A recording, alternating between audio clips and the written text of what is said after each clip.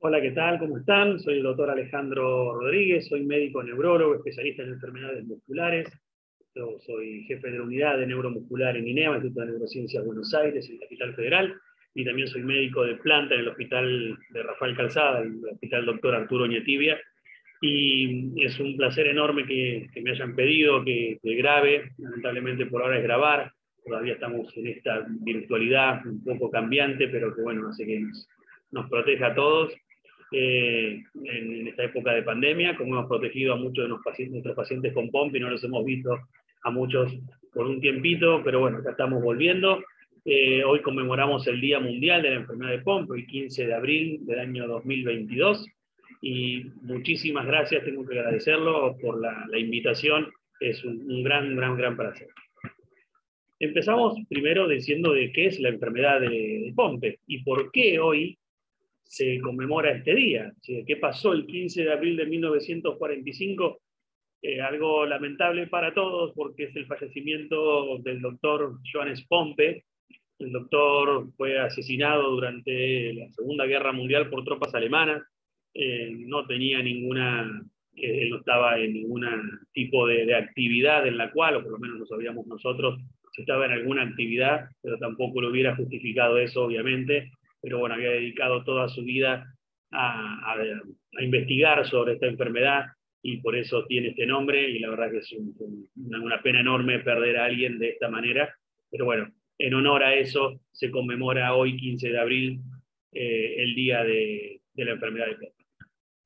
¿Qué es la enfermedad de Pompe? Es que estoy hablando en la comunidad de muchos pacientes que padecen de la enfermedad o de familiares que la padecen, pero también estas charlas, y ahí donde más la dirigimos también, es a la gente que no la conoce la enfermedad. ¿Sí? Es una enfermedad genética, ¿sí? Autosómica recesiva, que ocurre cuando hay un defecto en el gen, ¿sí? de esta enfermedad, y hace que una enzima llamada alfa-glucosidasa no funcione. Si yo me falta una enzima, esa enzima tiene algo que degradar, en este caso son azúcares, son glucógeno.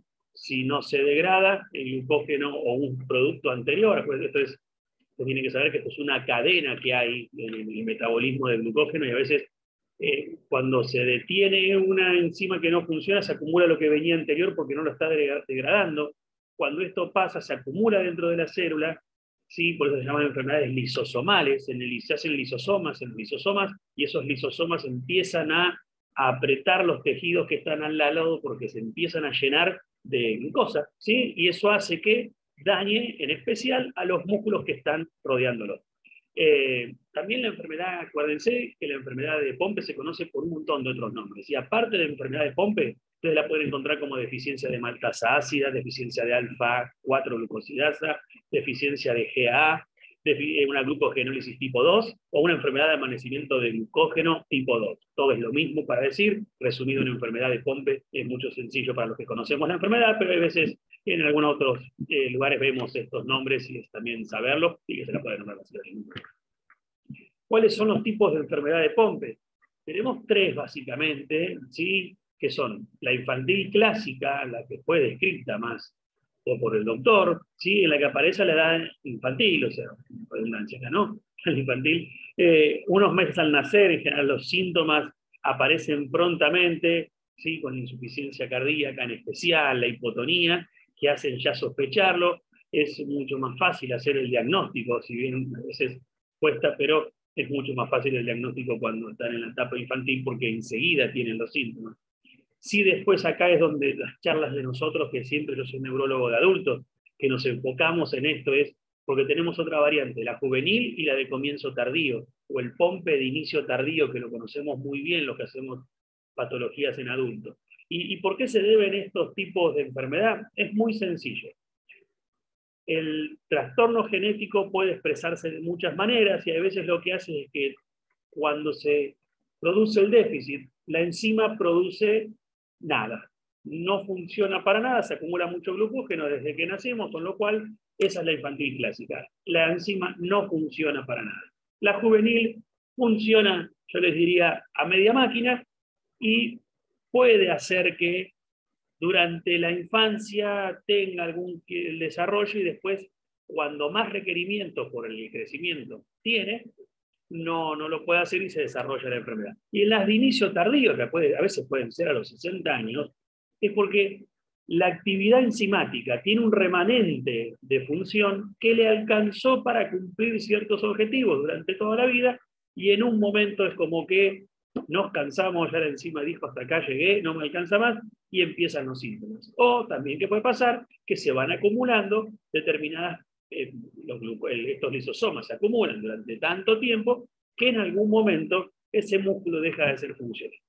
Estas dos últimas, en especial la de inicio tardío, son las más difíciles para hacer el diagnóstico o quizás para encontrar a ese paciente, ¿sí? O sea, el diagnóstico se complica porque se mimetiza con un montón de otras enfermedades musculares y uno la tiene que estar buscando esta enfermedad, tiene que saber que esta enfermedad al tener tratamiento es la primera que uno tiene que descartar rápidamente y después buscar otra, ¿sí? Porque esta tiene tratamiento. Acá es lo que yo les decía, de la cadena, ¿sí? Desde el glucógeno, ¿sí? Hasta la glucosa, fructosa, y acá están todas las enzimas que intervienen, y acá están todas las enfermedades y dónde pueden actuar. Fíjense que está la tipo 3, la tipo 5, depende en qué enzima y qué se va acumulando. Fíjense que la maltasa ácida lo que hace es degradar el glucógeno y hacer glucosa 6-fosfato. Si eso no funciona, ¿sí? ¿Qué es lo que va a pasar? No voy a tener la manera de que el glucógeno, ¿sí? Se degrade. Lo degradan otras, pero no esta. Con lo cual, ¿qué va a pasar? Se acumula glucógeno. Si el glucógeno se acumula dentro del lisosoma, el lisosoma se hace tan grande que se termina haciendo compresión del músculo subyacente y hasta destrucción del músculo.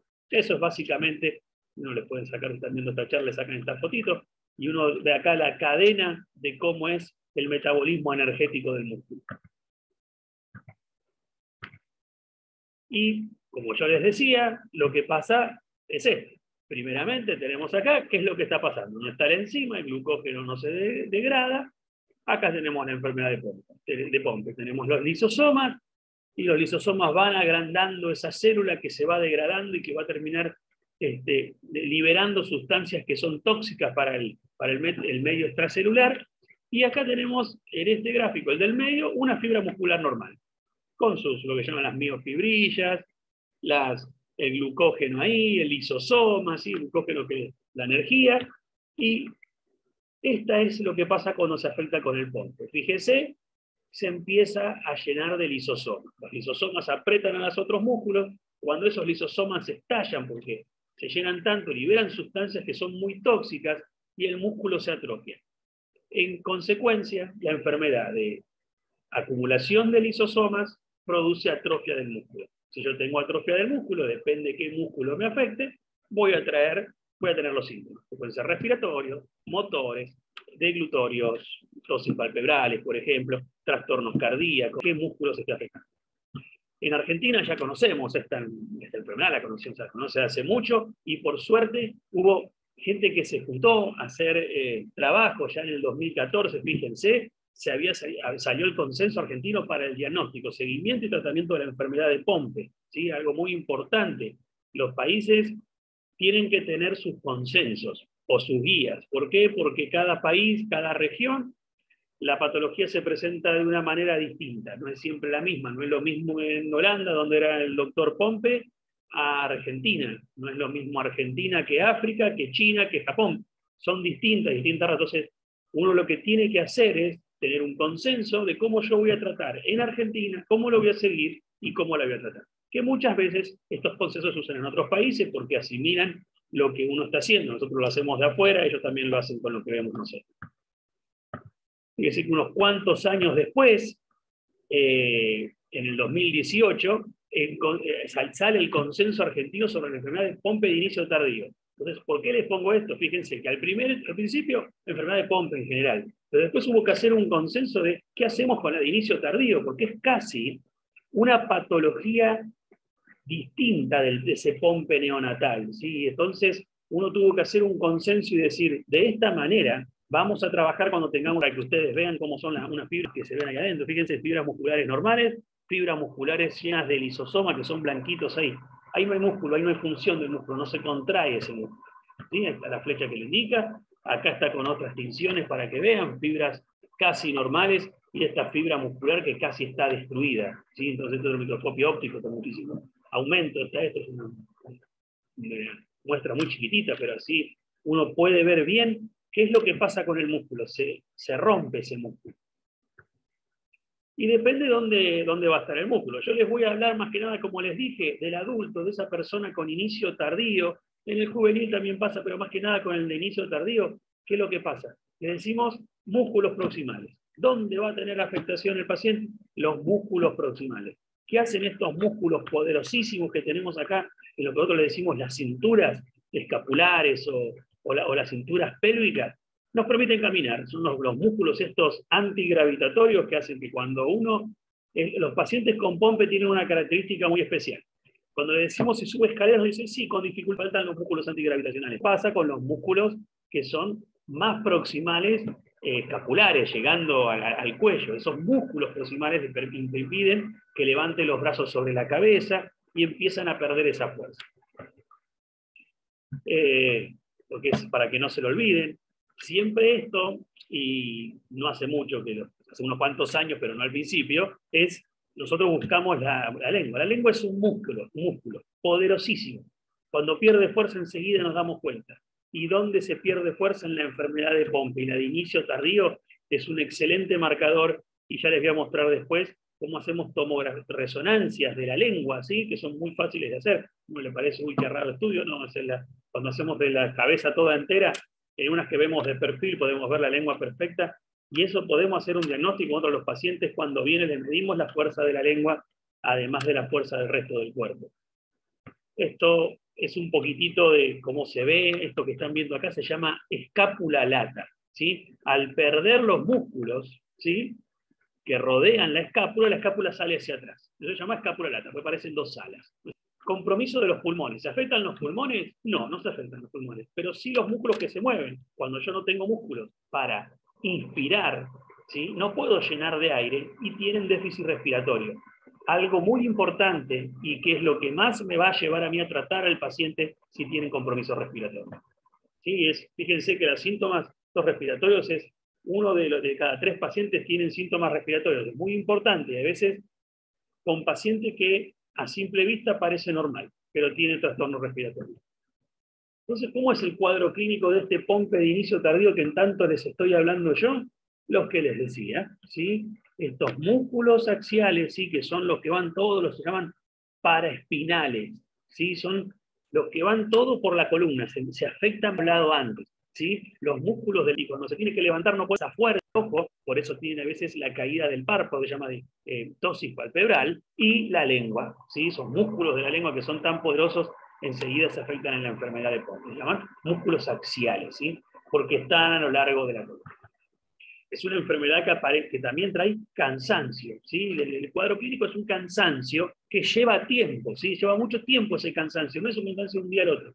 Es ese paciente que hace rato que viene con cansancio. Y lo que les decía, que hay veces, acá lo que están viendo ustedes se llaman linfocitos, es un infiltrado inflamatorio. A veces se pueden confundir con enfermedades como por ejemplo la polimiositis, que es una enfermedad donde se inflaman los músculos y es mucho más común, y se confunde.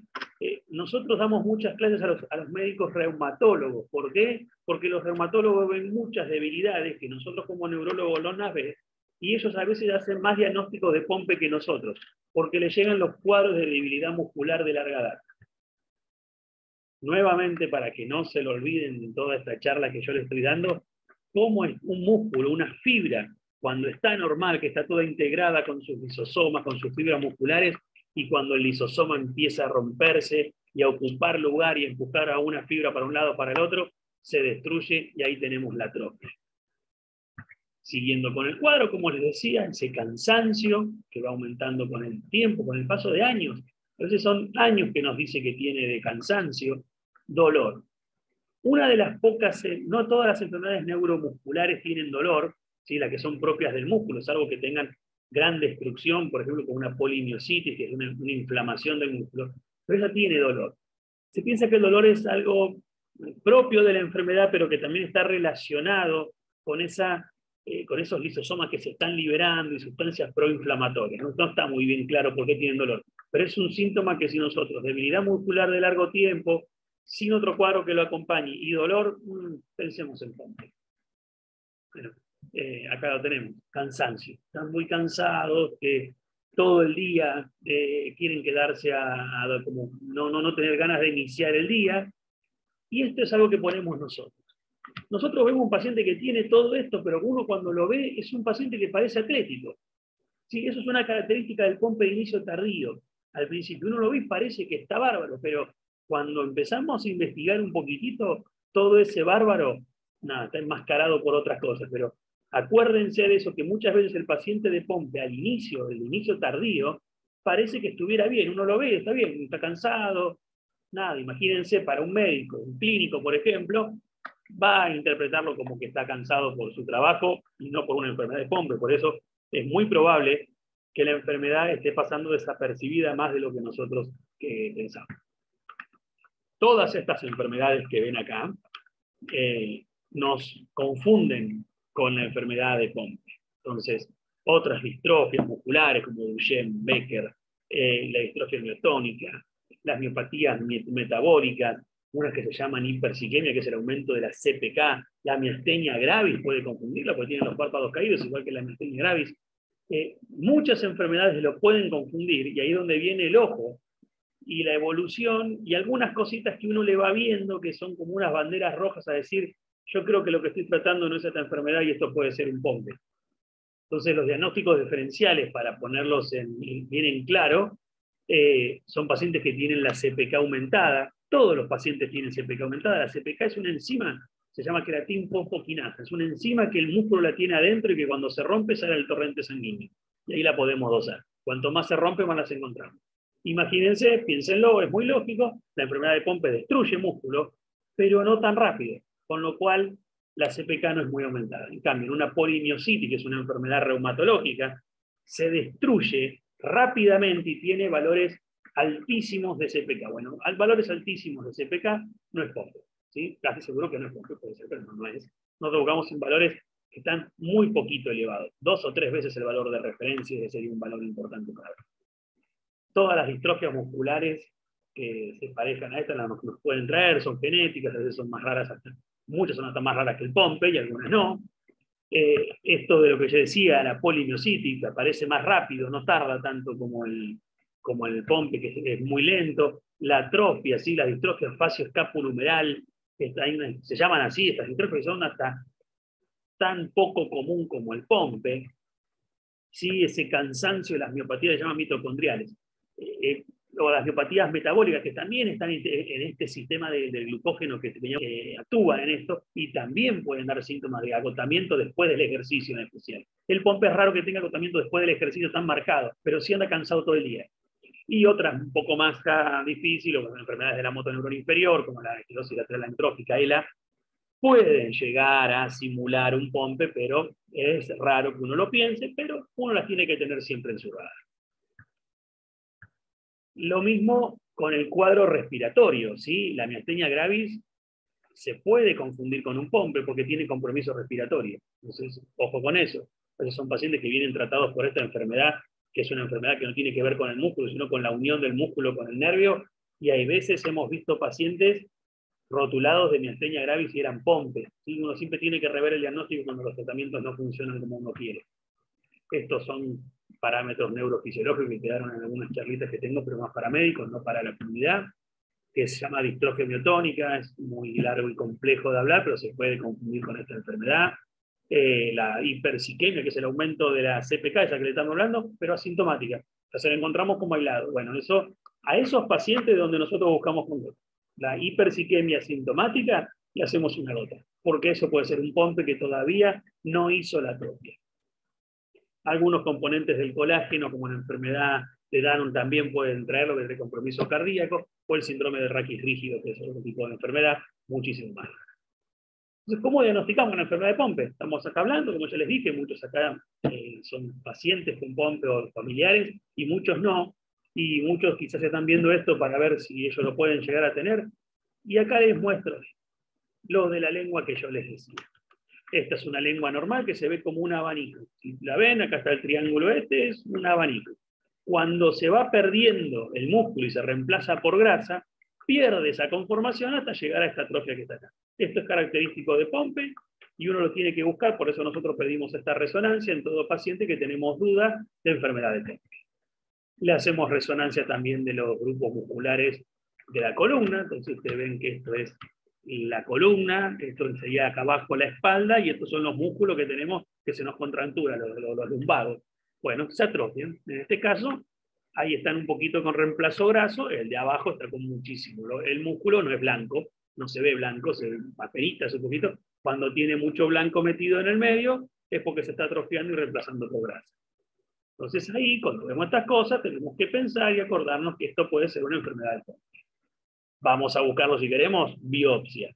¿Se siguen haciendo biopsias? Se siguen haciendo biopsias. Hay otros métodos menos cruentos, sí, tenemos la gota, el test de la gota que nos ha reemplazado esto, pero muchas veces al paciente se le pide una biopsia porque están pensando otra enfermedad. Y cuando vienen estos, con esto que se llama hematocilina dioxina, con el tricómico de Gomori, o buscar específicamente fosfatasa ácida y ver si está o no. Y ahí uno donde ve todo esto que ve, que es la infiltración del músculo por otras cosas que no son músculos, son los lisosomas que están haciendo lío. Están haciendo lío. ¿Y cómo es la herencia? Yo les hablé, le dije autosómica recesiva, y muchos preguntarán qué es. ¿Sí? No lo voy a explicar genéticamente porque no va a ser mucho difícil de entenderlo, pero cuando es herencia recesiva, para que el afectado tenga la enfermedad, tiene que tener sus dos pares de cromosomas, tienen que estar con el gen alterado, ¿no? Tenemos, los cromosomas vienen de a pares, en cada par tenemos un gen. Si un gen anda mal y el otro anda bien, el que anda bien nos alcanza. Ahora, cuando en estas enfermedades recesivas, la transmisión, que por ejemplo, si son 4 hijos, va a ser 1 de 4 lo va a tener, porque si uno ve acá en este gráfico cómo es la distribución, solo uno va a recibir los dos genes patológicos, en este caso de una madre portadora y un padre portador. Es la única manera que tiene de hacerlo. Por eso las recesivas, hay veces pueden saltar generaciones. Las dominantes, que son otros tipos de enfermedades, no. Porque no hace falta que estén los dos, que estén uno solo alcanza, ¿sí? Porque como que domina, ¿sí? Para que ustedes lo entiendan, y ahí es al revés. O sea, 3 de 4 de los hijos lo van a tener, ¿sí? Entonces, esto a veces es difícil de entenderla. Lo que más tienen que saber ustedes como pacientes, como cuidadores, como comunidad que les estoy hablando, es que esta es recesiva y que puede no estar en toda la descendencia la cosa. Lo que es más difícil de hacer el diagnóstico, porque a veces uno le pregunta y hacia arriba nadie está afectado, se afectó el primero, y entonces es típico de eso, de cuando uno hace el árbol genealógico, saltó algún que otra generación no lo tuvo, eso puede pasar.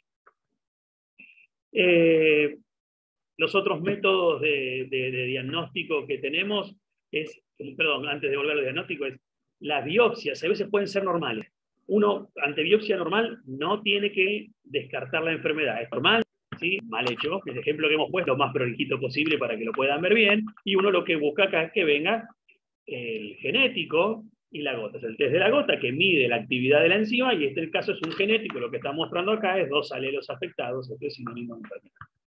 ¿Sí? En un paciente que nos parecía que estaba sano, pero cuando le hicimos esto nos dio positivo.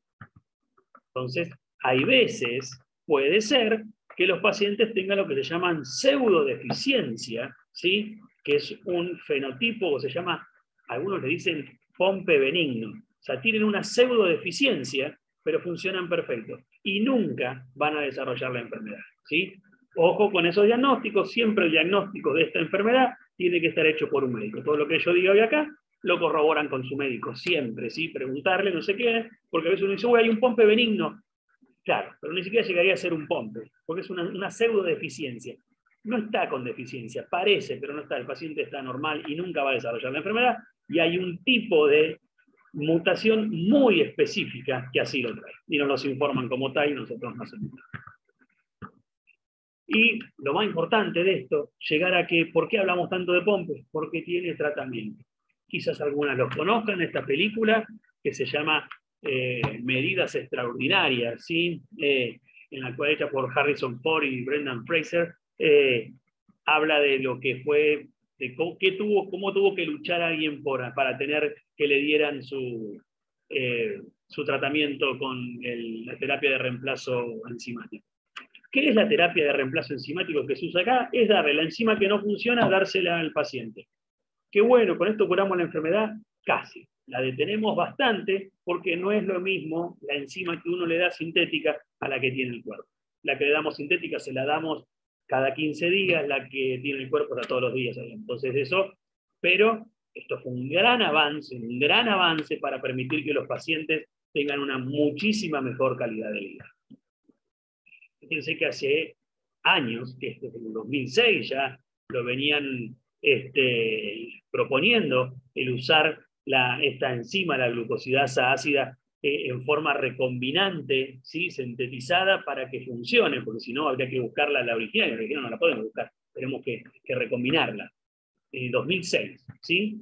Y después, con el tiempo, cuando se vio el POMPE de inicio tardío, ¿se podrá tratar el POMPE de inicio tardío con esto? Y hubo que hacer algunos trabajos. Entonces, un trabajo que se hizo, ya que estamos hablando del POMPE de inicio tardío, y acá yo les muestro con estas dos flechitas, esto es un estudio porque, a ver, esto fue hecho para los chicos cuando nacían la terapia, pero ¿y qué pasaba con el adulto? No, el adulto ya no lo podemos tratar porque quizás no hace falta, porque ya perdió el músculo. No, se vio que a los pacientes de inicio tardío que se le daba la terapia de reemplazo enzimático, mejoraban, ¿sí? su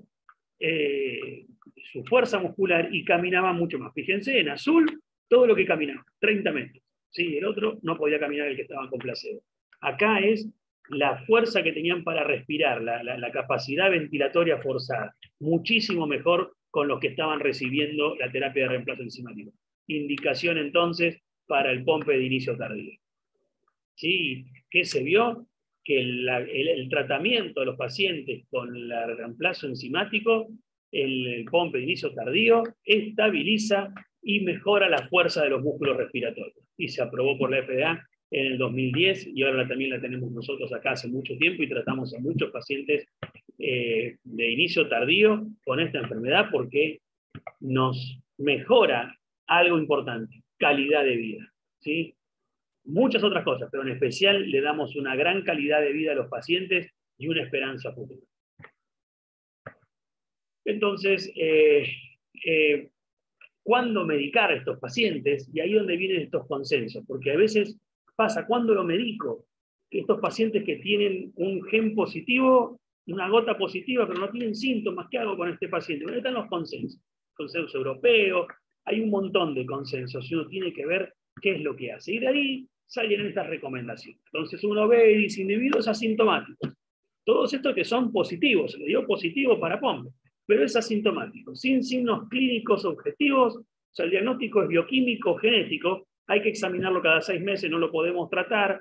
Sepan que a veces tratarlo rápidamente se pueden generar anticuerpos contra la misma enzima, entonces no nos conviene hacer eso. Los vamos a tratar cuando tengan síntomas. Toda una decisión ética acá de cuándo, cómo, todo, pero a lo que el consenso dice, espera y verlo. A individuos asintomáticos que ya tienen anormalidades en la resonancia magnética, o sea, no tienen síntomas, pero ya ahí tengo que considerarlo en forma individual.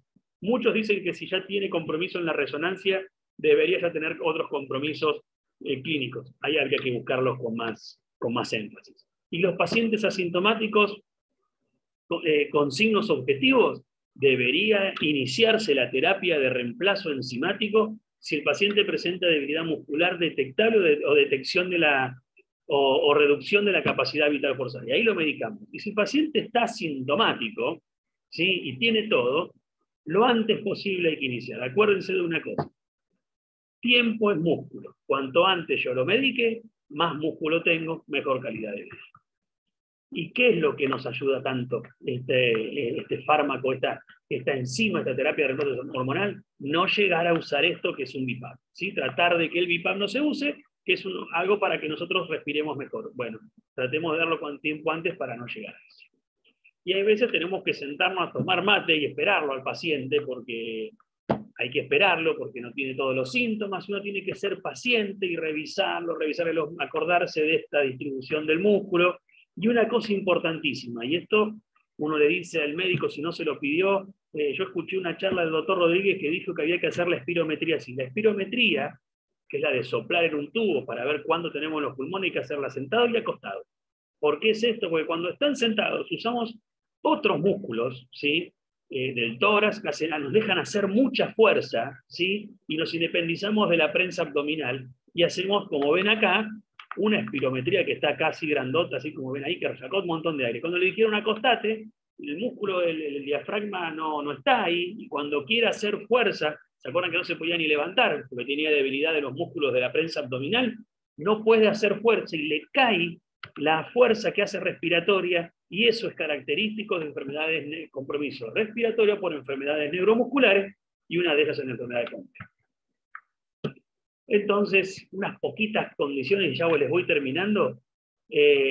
La media de demora entre el inicio de los síntomas y la primera consulta médica, ¿sí? Miren esto, es entre 10 años desde el inicio de los síntomas y de 7 años a la primera consulta médica.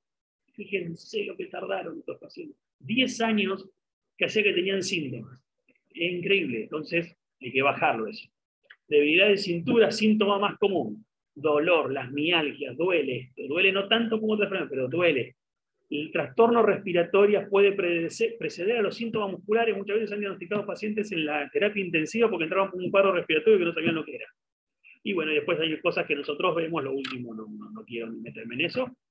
Entonces uno les tiene que decir, les recomiendo ahora que se pongan en la pantalla, que lo miren. Esto se lo agradezco al doctor Ernesto Fulgensi, un amigazo que me ha cedido algunas cosas desde hace muchísimos años, yo se lo sigo usando, y si él lo ve se va a reír, entonces tengo que nombrarlo, al doctor Fulgensi. Él me dijo, le decía a los pacientes, yo estaba viendo la charla que él dio antes que yo, piensa en Pompe, y digo, ¿qué habrá que hacer con piensa en Pompe? Y nos dijo que nos pongamos con este punto acá central, y que miremos, y qué hacemos, y nos empezó a concentrar, y nos aparecía Pompe cada 5 minutos. Ah, claro, nos está hipnotizando para que todos pensemos en Pompe. Si la pensamos, la encontramos, no la pensamos, se nos pasa por adelante. ¿Cuáles son las causas de por qué no se piensa primero en Pompe? Subdiagnóstico. No lo diagnosticamos porque se nos pasó por delante y no lo vimos. No conocer la enfermedad. Pensar que lo raro no existe en este país, o en cualquiera, pero que no existe en el de uno. Empezar siempre por lo más difundido y no lo más lógico. ¿Sí? A veces uno dice, esto es Pompe, claro, pero mira, a mí me hablaron de fibromialgia. Está bien, eso está en toda la televisión, pero Pompe también está, cojo. Y otra más que no tiene tratamiento, no, sí tiene tratamiento esto, y muchas están teniendo tratamiento en neuromuscular, en especial estamos tratando muchas enfermedades, y Pompe se trata y hace mucho, y efectivamente. Entonces, ¿por qué pensar en Pompe primero? Porque es la única enfermedad neuromuscular con terapia de reemplazo enzimático efectiva, ¿sí? Cuanto más rápido, más músculo, mejor para mejorarlo. Es fácil el diagnóstico, una gota de sangre nada más. Los otros estudios de otras enfermedades llevan complejísimos estudios que demoran. Acá le hacemos una gota y listo, después seguimos haciendo las otras cosas a ver si tiene otra enfermedad. Son hereditarias, tenemos que ver en la familia, quién lo tuvo, quién no lo tiene, si alguien lo podemos ayudar también. Fíjense que en la Argentina hay poca estadística, pero debería haber como 700 pacientes, y tenemos 70 diagnosticados, y un poco menos tratados. Algo pasa, o no están, creemos que no, que están, pero no los estamos encontrando. Y para terminar, ¿qué tenemos para tratar? ¿Lo conocen? ¿Sí? La alfa-glucosidasa, la terapia de reemplazo enzimático, está aprobada, ¿sí? No acá en Argentina aún, pero para el Nesviacimib, ¿sí? Que es la aval-glucosidasa, son todos nombres difíciles de decir, solamente para el Pompe de inicio tardío. Ya hay estudios para el Pompe inicial, están en fase 2, yo les muestro acá los que están los que están acá son los que ya conocen, ya con autorización de marketing, ¿sí? Para salir a la venta, ¿sí? Ya se pueden ser aprobados por agencias reguladoras. Todos los que están acá en la fase preclínica, o sea que todavía ni siquiera se probaron, quizás en humanos, ¿sí? Están probados en forma farmacológica o en animales, y después en estadios clínicos, lamentablemente, por ahora están todos en fase 1, todos están en 1. Hay uno solo en fase 3, que es una chaperona, que no les voy a explicar lo que es esto, pero ¿qué es lo que se nos viene? La terapia genética. La terapia genética nos ha ayudado mucho y nos va a ayudar acá. Siempre se los digo, cuando ustedes ven en algún lado, en un foro, lo que sea, estudios clínicos, miren en qué fase está. De una fase 1 a una fase 4 pueden pasar 10 años. A veces uno baja al médico y dice, mira, está este nuevo tratamiento, yo lo quiero. No, mirá, fíjate que todavía está en fase experimental, hay veces el fase 1 se corta en fase 2, y el fase 2 se corta en fase 2 y no pasa a 3 porque los efectos adversos fueron severos. Era muy bueno, pero se morían de otra cosa los pacientes. Entonces, ojo con eso, ¿está? Siempre al médico preguntarle, que es el que sabe si es especialista en esto mejor. Pero miren todo lo que hay, ¿eh? Acuérdense, o sea, cuando lo descubrió Pompe no había nada. En esa época, con suerte, había penicilina. Y acá está lo que se viene nuevo. El cambio, sí, que se nos viene a nosotros, los que hacemos neuromuscular en especial, es que todo lo que dábamos los tratamientos de lo que sea, cuando hacemos las terapias de reemplazo, es, se la doy, tiene un montón y se le cae, se la doy, tiene un montón y se le cae. Es así, por pulso. Eso, infusiones, todo lo cada 15 días, molesta. La terapia genética, estamos viendo que dándole una sola vez al mes, o una sola vez por semanita un poquitito, pero al ser un cambio, un modificador genético, ¿sí? La terapia es durante todo el tiempo, y eso sería lo mejor. Entonces, vamos a ver cómo esto viene, qué es lo que se viene, ya hay pruebas en otras enfermedades y se están usando, yo creo que para Pompe en breve lo vamos a tener, con paciencia, ya les digo, no desesperar, pero ya lo vamos a tener. Muchísimas gracias y les dejo acá, para los que alguna vez han leído El Señor de los Anillos, del cual me declaro absoluto fanático, la torre de Mordor, que es el ojo que quedó del Señor Oscuro, ve todo, es el anillo que está buscando, el anillo único, y yo siempre pienso que ese anillo único que busca es el Pompe, y uno tiene que estar con ese ojo mirándolo todo y buscando el Pompe por abajo de las piedras o por donde sea.